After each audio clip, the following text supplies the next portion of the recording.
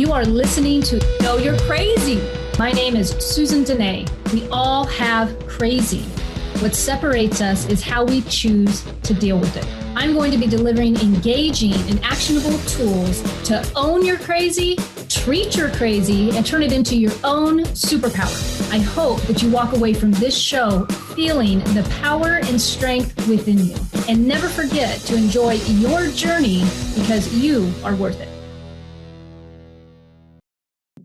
Hey everyone, Susan Denee. Welcome to the Know You're Crazy talk show, where I am talking about emotional recovery in the raw, getting to the bottom of what our crazy is, how it triggers for each of us. Today's show, I've put the title out there ahead of time, a little bit of relationship hiccups, where in your relationship, any relationship really, is there a hiccup? I was motivated and inspired to do this show. I'm always inspired by anyone who's talking to me or I'm helping or any of those things. And there was a conversation recently with someone who has a on and off again relationship, but the foundation pieces of the relationship are solid. The values, the majority of the perspective they align with. And it really was the hiccups that was causing the speed bumps. Maybe the logistics of the relationship, like who lives where, who's making date night possible? Am I always doing the work, or are you doing the work? And kind of like the in-between stuff that goes on in a relationship, where the foundation work and the majority, like if you've listened to my shows at all on relationships, one of them I talk about is deal breakers. You know, like for me, I've had certain deal breakers in relationships. A lot of them we learn earlier on in life through relationships that haven't gone so well. For example, a relationship deal breaker for somebody might be, if you cheat on me, we're done. I'm done with the relationship. That's a relationship deal breaker. One of my deal breakers would have been, if you're racist, we ain't gonna date. Like it's done. Like some people have deal breakers. But when the deal breakers are not part of the equation, because the majority of the relationship is in agreement. Last week's show was on relationship agreements, but the core stuff, the values, the perspective, it's in agreement. But then there's like these hiccups that come because you're essentially taking two human beings and joining them in a relationship together as one. And it's just going to be a matter of time before there's a speed bump. Some relationships will have more speed bumps than others. My husband, bless him, he doesn't mind me talking about our stuff on air. He might after today's show. I don't know, but we've had a hell of a lot of speed bumps in the past. Today we're together nearly 14 years and it's a blissful relationship. But we had a lot of hiccups. Yesterday, as I was coaching a couple, and the gentleman towards the end, it was just one of these ideas I had, and it came all of a sudden, but I thought, I think I'm going to share a story about my husband and me, because we had some stuff that went on in the beginning of dating, and even a few years in. We're a blended family. So if any of you out there have blended a family, oh my goodness. You think some values are taken care of. Wait till you throw some kids into the equation and then move in together. All kinds of stuff gets peeled back. And it's not, learning to be a step parent and where the boundaries are and where it's something. But the guy yesterday said, that's what I needed. He said, that's what a therapist won't give me. A therapist won't give me their personal experience. And as he said it, I really appreciated it. And I was so glad what I said helped him. But what my thought was, in the coaching world, it would probably be professionally not recommended to do that either. But in the recovery world of addiction and alcoholism, hell, we tell that shit all day long, because we grow from our personal experience. We grow from sharing the stories. So do you want to know what you're crazy in a relationship is? I debate. I got a whole outline to cover today, but I'm going to talk a lot about the different hurdles that my husband and I have overcome, because they're real life hurdles. And today we have a blissful relationship. We just got back from a 2-week vacation, and we only had one hiccup the entire time. And we were able to laugh about it. A lot of times hiccups can come from the other one person's behavior in the relationship, and the other person just doesn't appreciate it. Or they take it personal. So do you want to know what know you're crazy is in a relationship? Know you're crazy in an intimate relationship where you're in a blended family and you've spent numerous years together, not 14, but this was in the prior years. And one of you have a public speaking engagement. Guess who that might have been? On compassion. And an hour before your speech at a convention where all these professionals are going to be watching you, you are on the phone in your hotel room, yelling back and forth with your husband about a child situation. And the whole time you're freaking yelling, you're wondering if anybody outside in the hallway is going to be in your presentation that's on compassion. That's crazy. That's like thinking, I'm a hypocrite. What the hell am I doing here? And I'm fighting with my husband. The anybody listening to me when my bulldozer's going off the charts, and this time it was nobody witnessing me. And oh my God, I don't even know if anybody would have heard it. That would not have been a good thing, because there wasn't a lot of compassion going on in that conversation. So you want to talk about a relationship hiccup and crazy, that's what it can be like. So how do you overcome hiccups like that? Last week's show, I think I talked about if you've got fight or flight going on and you're not really going to fly anywhere, just drop it, get over it, because it's a tool, really, because marinating in the future tripping of that isn't going to get you anywhere. So first off, I will say when a hiccup feels more like a big ass speed bump, you gotta just realize that you're not going nowhere. So that day in the hotel room, as I'm yelling, and obviously if I'm yelling, I mean, you can imagine what an important topic it seemed to be at the time. And it was a highly emotional, volatile conversation on both ends of that. But that felt more like a huge speed bump than a hiccup. But how do you overcome something like that and not make the relationship go down a dark, ugly tunnel and turn it around to benefit the relationship? One is making the decision that I'm not going anywhere. And I'm pretty sure the other person's not going anywhere, especially if you've been at it, in the relationship for a while. And the next one is to understand that timing is everything. Allowing things to settle down, allowing things to calm down, and give each other space is really important. In this particular situation, we were planning actually to meet up after this engagement that I had, and I canceled the plans. And he had to, after traveling a long ways on his motorcycle, he had to turn around and go back to our house, where I also had to go. But we had another priority that needed attended to. And so being willing to do the hard stuff when you know it's the right thing to do, and sometimes that can feel a little bit not fair. It can feel scary. That particular day, I had to reach out to a mentor because I was so biased about my situation and I was so personally impacted by it that I didn't know what decision to make. And so that's another tool, is I would pick up the phone and call somebody. And in this case, I had the feedback, and that's what it was. So speed bump, hiccup, what do we do when we're in the middle of it? I don't think there's really an easy solution to relationship hiccups sometimes, or when there's speed bumps. I think it's usually a willingness on each party's side to come together in agreement and make it better.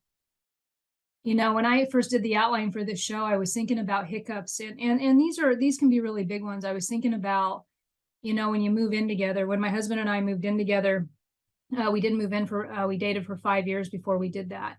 And when we moved in together, we had, this blended family. And my husband came from one side of a perspective on how a house should be kept, and I came from the other. And we had children, which, children are coming from a completely different perspective on how the house should be taken care of. Is not even on their radar. One, it's not their house, it's the adults. So, but blending that in together was not easy. And so down to, and these are some of the hiccups I was thinking about when I created the show, was who does the dishes? Love is a decision. It's not a feeling. One person might be okay with dishes sitting in the sink. The other person, that might drive them crazy.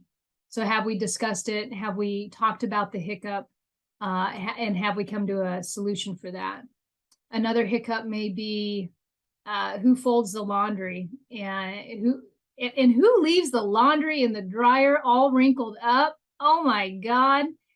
Yeah. So I fold the laundry, and I clearly communicate that's my role if they're allowing me to have it, which everybody's in agreement that that's okay. But that's a hiccup, right? Who mows the lawn? I mean, these sound like very simple things, but how often can we get tangled in the minutia of a relationship, and we become so entangled in the stuff that it ends up being a blame game of my partner doesn't support me, and he doesn't do enough, and I don't get help. And, and it becomes this minutia ends up being an obsession of every time you walk in the door, it's about how your partner let you down. It's about how your partner isn't showing up for you. It's about obsessing over their actions more than taking responsibility for your own and what you can contribute to a relationship.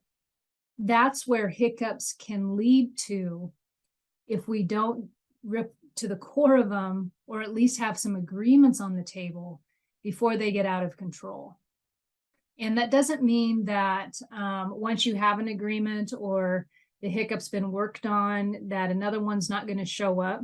Anybody who's been in a relationship for a long time or raising children, because these can be hiccups in relationships with children, it can be hiccups in relationship with coworkers. Where is the static at? Where is it laying at? What do we need to take a look at and become in agreement with? So having said that, do you have a hiccup going on in your relationship today? Is there a way for you to communicate about that hiccup and decide on, is this something that we can come into agreement with? Is it something that you're even talking about? Does your partner even know that you think there's something wrong with a certain situation? Have you communicated it, or do you just continue to come from a position of just not talking about it, of overly tolerating and then being a martyr and then wondering why nothing changes? I don't know. I don't know. I've done all of the above. I've done all of the above. So we will be back here shortly. We're going to take a quick break, and I will come back and we will talk some more about relationship hiccups. And I might share some more stories. So be back soon. Thanks.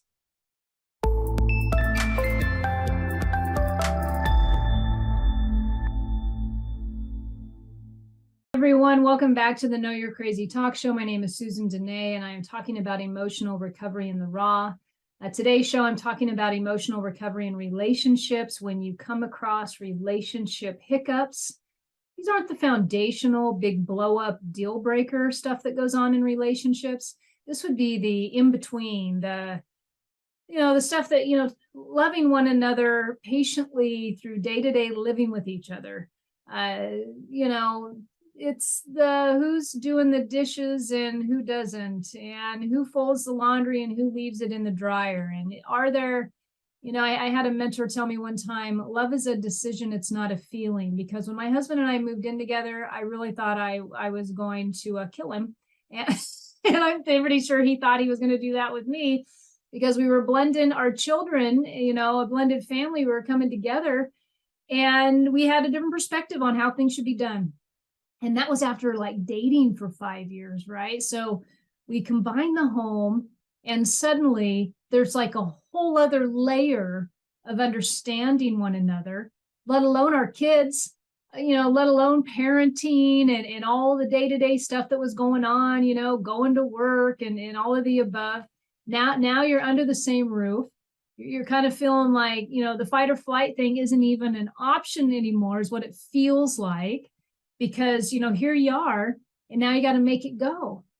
And I would call my friend and I would say, I don't know if we can do this. And she would say, okay, we have agreements. And she would talk to me about the agreements that her and her husband had. And she would talk about how, he liked the dishes one way and she liked the dishes another way. So they had an agreement that at night she would always, he would cook dinner. She didn't like to cook.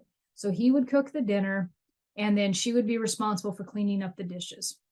But if she couldn't get to the dishes, maybe she was too tired that night or whatever, she would at least, let him know, hey, I didn't get the dishes done tonight, just FYI, because his thing was he liked having a clean sink, right? So they learn to come together to find ways in order to not make, dishes, which would seem like not a big deal, really.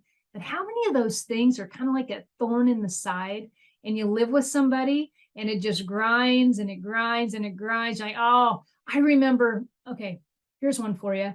I remember my first marriage, and I was sober. I must have been maybe 3 years sober, something like that, 2 or 3 years sober. I remember it was earlier sobriety. And I was still I was in my late 20s. And I was still in this phase of thinking that the house needed cleaned all the time. Like somebody's bringing a camera in. I mean, God bless you if you're still living the Martha Stewart need house thing. I mean, really, I think maybe as you get older, you start really understanding, or you have too many damn kids and you can't keep up with them, that it's just like, whatever. But I was still in that phase of like trying to make everything perfect. Like as if, some famous person is going to show up on my doorstep and I need to have like the pillows on the couch a certain way. I mean, what the hell? But that's where I was at. And so anything my husband did that was outside of that box silently irritated me. So here's one for you. Won't pick up the socks. Socks are always in the living room. They just never get picked up. Why can't you pick up the socks? Don't you see the socks? I mean, is it just me, or, somebody's got to pick up the socks at some point? Why does it always feel like I got to be the sock picker upper, right? I mean, this is like stuff.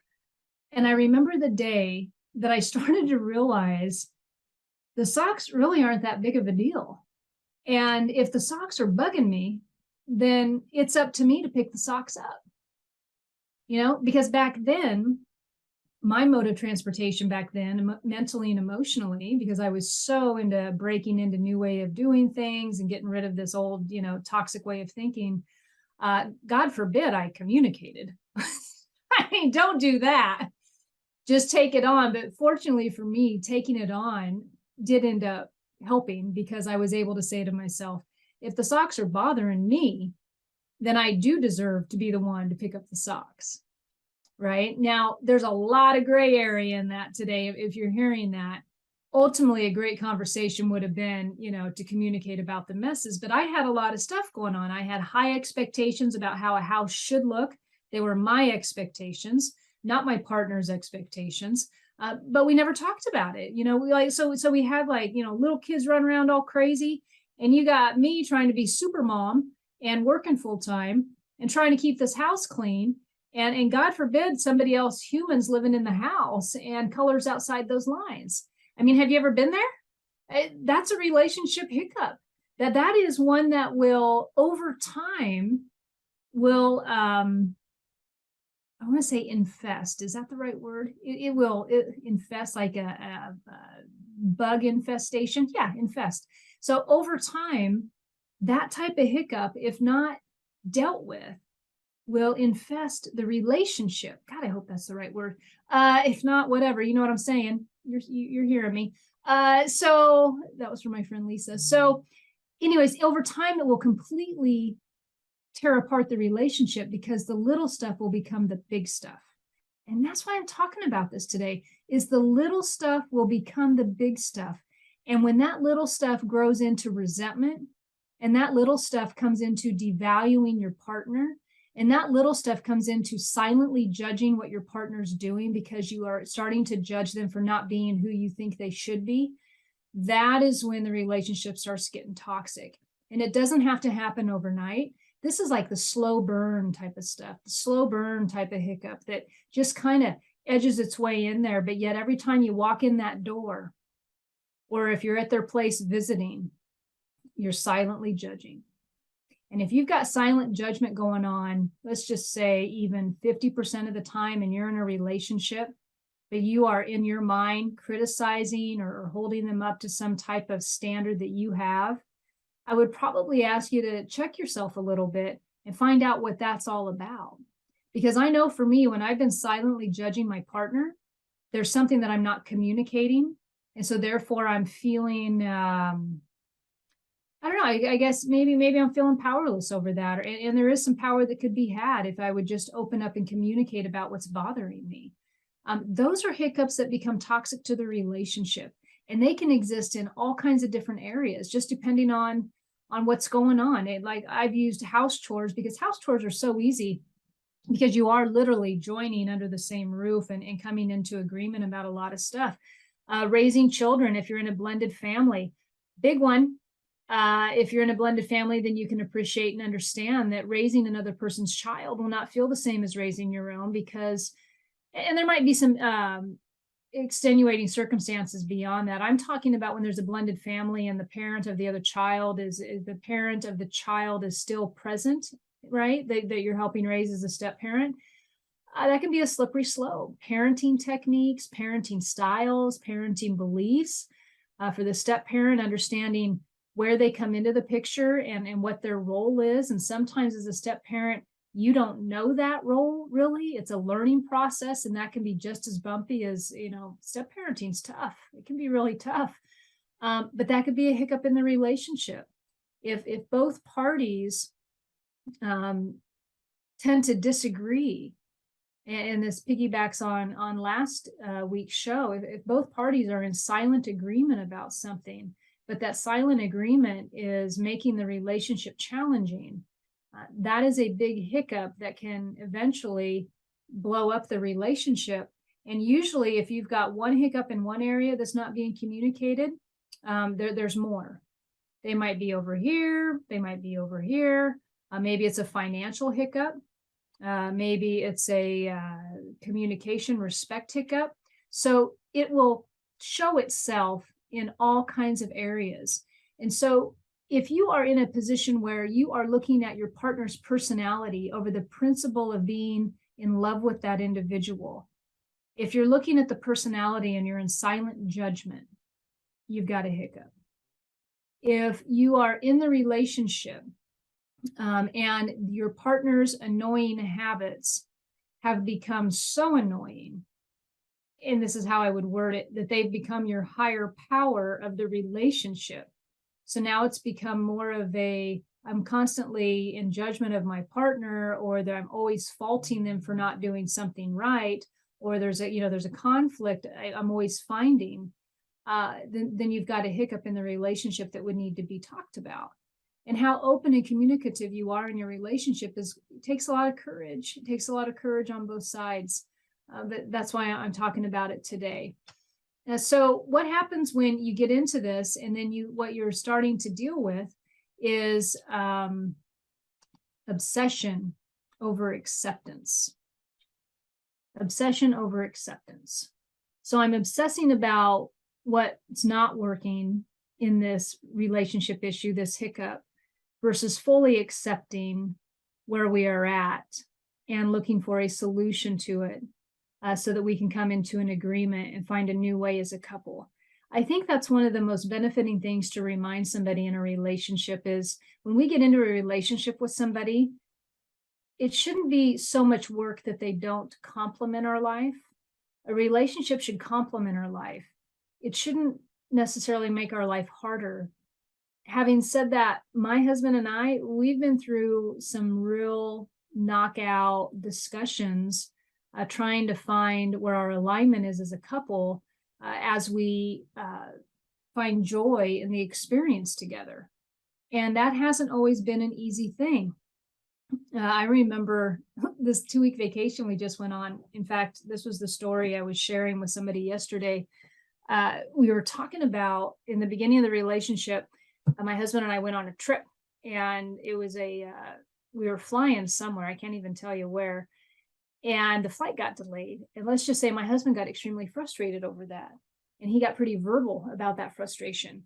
And this was the beginning of the relationship. And I was appalled. I thought, oh my God, I can't believe he's that upset about it, and he's that verbal about it. And then we go into like the plane has to, everybody has to get off the plane. We go into the terminal. He's so frustrated that he tosses the suitcase. It accidentally hits this like metal thing, makes this huge sound. Everybody on the plane looks at us, and I'm kind of pulling my suitcase away from him, like I'm running. And in my head, I'm thinking to myself, oh my God, I don't know. This is really unfortunate. I don't think I could do this. What if we have to travel more together? A little bit of fight or flight going on, little bit. And fast forward 14 years, we had discussions about traveling together. Fast forward 14 years, we only had one hiccup in 2 weeks, and we were both able to laugh. And I will tell you that it might have had something to do with he might have got a little bit verbal and frustrated over something again.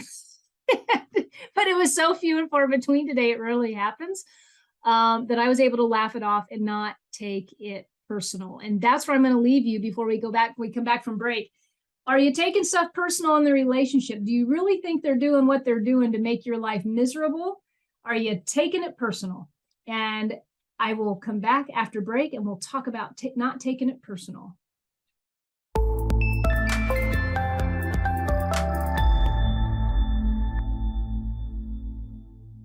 Everyone, welcome back to the Know You're Crazy Talk Show. My name is Susan Denee, and I am talking about emotional recovery in the raw. Today's show, I'm talking about relationship hiccups.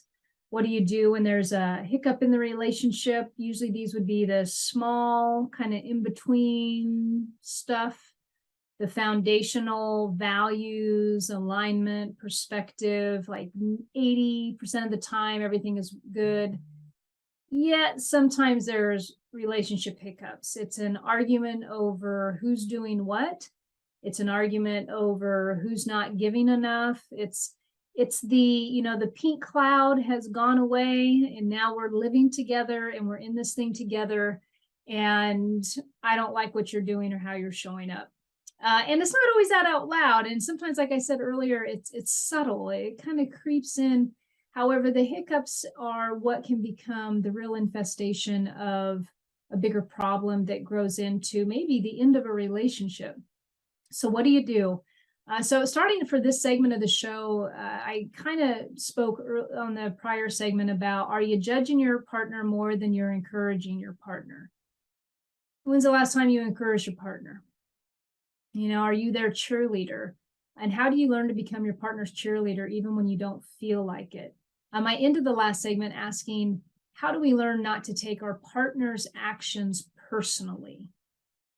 I think it's pretty common for a lot of people when somebody does something to immediately make it all about themselves.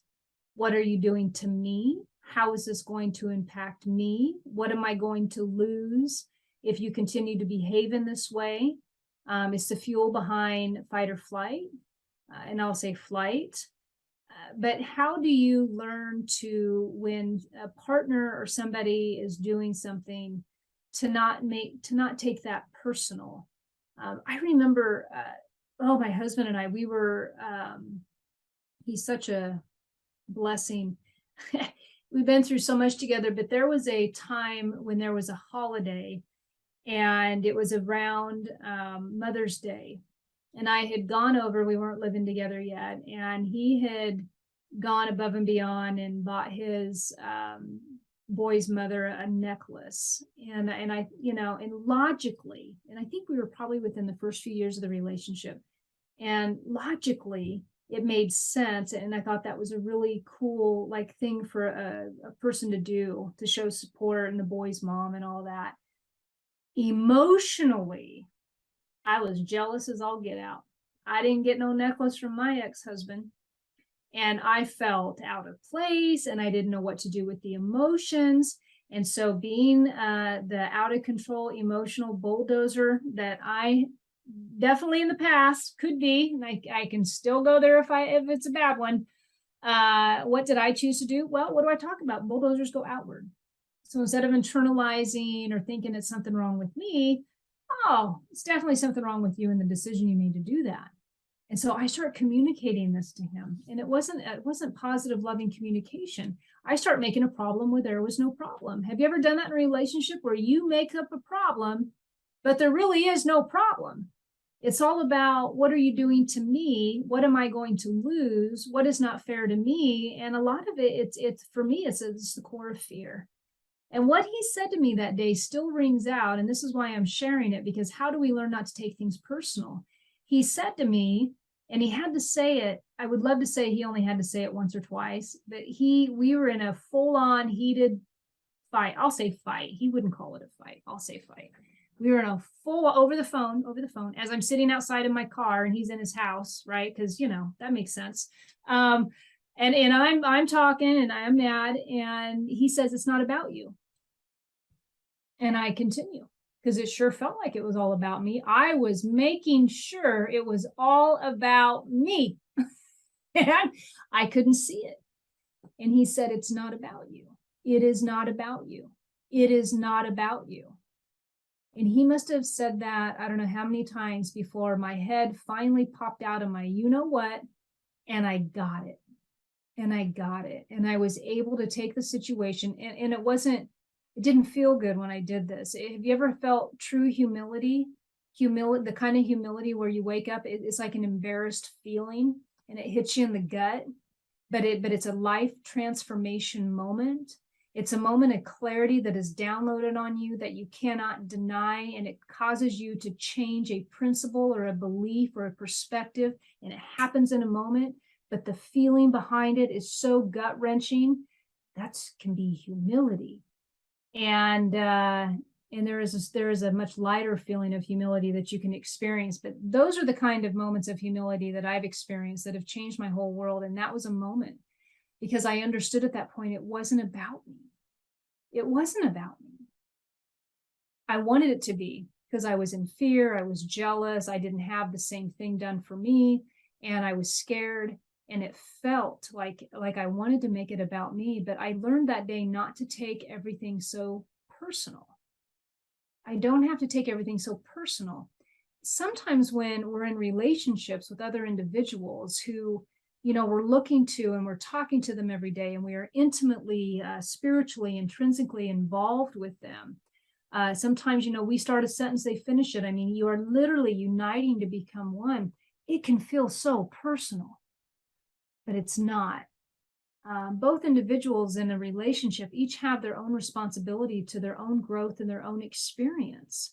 Yeah, we get to share experiences. Your relationships get to complement one another. But at the end of the day, each person is having their own growth experience. And I don't know about you, but I would love to have a partner who is responsible and accountable to their growth, to their own personal growth.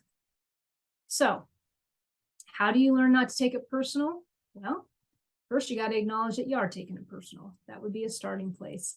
All right, so after all that's said and done, and you've got this hiccup and you're communicating, how do you communicate, but then not worry about like fixing each other and trying to mix the peanut butter and the jelly? Because sometimes we don't like being told what to do. So how do you come in agreement like that and make that happen? That's what I'm going to talk about when we come back from this last break, is communicating without fixing. And I will explain that when we get back. And is this possible for you in your relationship? And the answer is yes, it is. See you soon.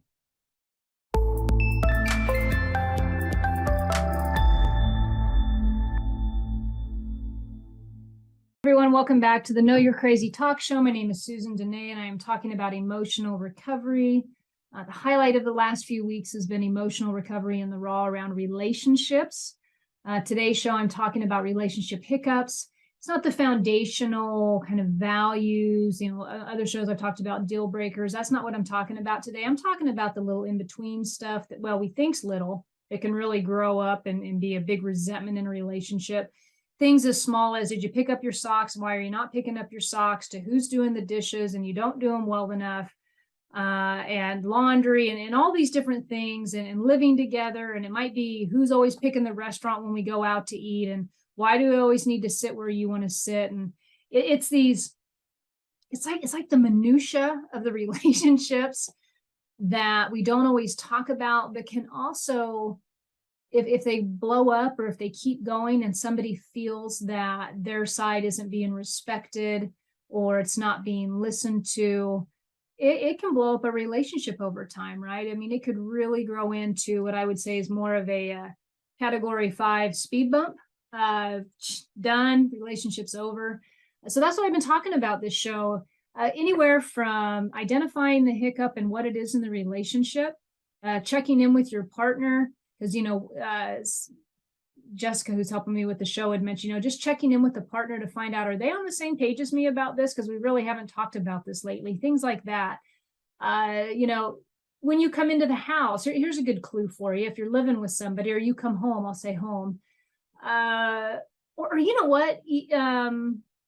You're coming into the relationship, you're coming into their presence, and you're immediately irritated, or you have judgment about them, or when they're not present, you're gossiping about them in a negative way, but yet you still continue to be in the relationship with somebody. Or you come home and when you walk in the door, you're looking for what they haven't done well enough versus being grateful that they're even home with you, right? These are the type of things where you've got a symptom of relationship hiccups going on that would likely benefit you if you were able to talk about them with the person, your partner likely, and come into some sort of agreement about what's working and what's not working. Because if you remember what a relationship is all about, a relationship is about for two people to come together to enhance their experience together, to love one another more, to enjoy this wonderful thing of life that we live in, to explore more together, to experience new heights together. And yes, there's going to be some shifting because you've got two people with completely different backgrounds on some level coming together and trying to make this work, but keeping the focus and the intention on how can we complement our lives with one another and enhance our experience. Sometimes I hear from people who are just really, they're trudging in the relationship. I mean, the relationship is more of a burden than it is a success. These two people come together, they decide to complement, they decide to love each other. They come in together, and then within a year or two or a couple kids later or something like that, it's just not working no more. And nobody's in appreciation of one another. I think I talked last segment about how do you become your partner's cheerleader? Are you encouraging your partner or are you judging your partner? Are you appreciating what they're bringing to the table or are you devaluing what they're bringing to the table? And these are just questions for you to analyze. How joyful do you feel in your relationship on a day-to-day? And this isn't I don't ask you these questions to bring you down or to be like, oh, this is hopeless. If you've heard any of my stories this show, it's not hopeless. I've given personal examples where my husband and I have been in some really heated conversations / fights about, learning how to get there with one another. Because we both come from kind of a bulldozery foundation. The difference is I'm a bulldozer who will go outwards with my communication, but I will hold it all in for a period of time. And then sometimes I'll just blow, where he's a talker. He's going to talk about it. And so together with both of us kind of being hotheads, if we're really emotionally fueled, it can be a pretty, let's just say, passionate argument, right? But there's hope because when there's passion on the table and there's love and that your concrete values do align, and 80% or 90% of the time, everything's fine. These other things that come up in life and come up in the relationship, these hiccups that will develop, can easily be talked about. And it's really about reminding yourself, how can I continue to encourage my partner and not criticize my partner? And ask yourself or give yourself some homework. How many kind words have I said to my partner? Have I said thank you? That's a practice my husband and I make often, is thanking one another for the things that we do in the home, not taking for granted the effort that takes. Thank you for mowing the lawn. Or he'll say, thank you for making dinner. Or it's thank you for doing the dishes. Or thank you for giving the dogs a bath. And it's recognizing that under the same roof, running a house, whether it's you and just your partner, or it's you, your partner, your 10 kids and your 10 cats and your 4 dogs, I don't care. It takes work, anybody who's doing that. And that's not including going to work every day and engaging in the other world that you have to engage in, or whatever it is, right? Whatever life is throwing you. So becoming each other's cheerleader and encouraging one another. The other thing that I wanted to wrap up, and I'm going to touch briefly on, is one of the things that I talk about in an upcoming book is called The Emotional Jacket. And it's becoming, if I walk into a house, or if I come home, or no, let's say I'm already home. Let me back up. I'm home and my partner's getting ready to come home. And they walk in the door and they're sideways and they're having a really rough day. If I attach to that rough day and I try to own that day, what I mean by that is I immediately start adjusting how I am to fix the energy that I'm perceiving as off, right? I'm essentially putting on their emotions. And so how many of you are aware of how another person's emotions under the same roof truly impact you? Like, are you aware of that? Some people are really quite adept at not taking it personally, or not coming from an angle of wanting to, what I'll say is, fix it, calm the energy down. This might also come up for somebody who's parenting children together, and one parent loses their temper and the children are witnessing it, and the other parent, wants to get in there and protect the children. Whether they need protected or not, it's just a matter of opinion. And I'm not talking like abuse kind of thing. I'm talking about just, it's normal for people to get angry. I mean, that is normal. We don't want to think it is, but sometimes it's normal. And children will see angry parents, and children will see parents who cry, and children are going to experience this. But if the other parent immediately goes into savior mode and wanting to fix everything, essentially that parent is putting on the children's emotional jacket, and now they're coming in and they're trying to save the day. And so how other people's emotions are impacting you under your roof is always something that I think is beneficial to take a look at. Because if I'm a habitual emotional jacket wearer, that means I'm always in a position of trying to fix everybody else, or trying to calm the emotions in the home.